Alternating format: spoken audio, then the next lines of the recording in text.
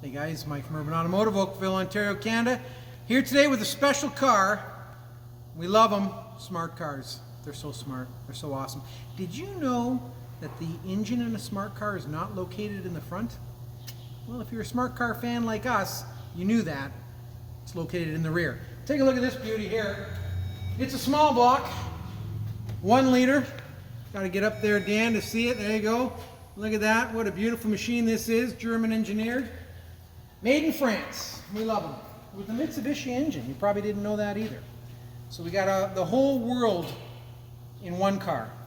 And what does that mean, Mr. Mark, when a customer brings the vehicle in and it's a no start? Well, this car doesn't crank. This customer put his own starter in and it still doesn't start. So now I got to trace to see from key to the computer to back to the starter as to why it doesn't start. So bring this in here, Dan. Let's bring this in here. This is what we got to do. We got to get into this computer down here and check all of that. Make sure we got the proper power going. Looks like a bowl of spaghetti.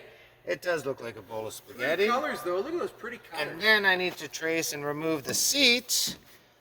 And look under here for where the transmission computer is and make sure that it's getting all the appropriate signals that it needs so that the starter will start and the customer can drive the car away. So what have we found so far?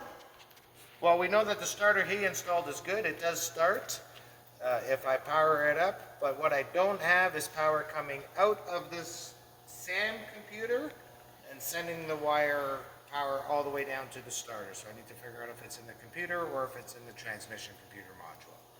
And we suspect that it's going to be probably the module. Probably the transmission computer module. It's sat under the seat. There's a lot of corrosion there. There was some water. We just have to confirm that it's no good. So, not every car is easy to work on. Not everybody likes to work on these little cars. I don't know why they give them such a hard time. They're a great little moneymaker. I mean, great little car. Great little car. For two people. For two people. And that's all it is. It's a commuter vehicle. And with gas prices the way they are, hey man. And they're bigger inside than you would think. They are. They're quite spacious. But Especially not, with the seats in. but not everybody can work on them. So, if you've got a smart car and you've got a car that won't start, give us a call.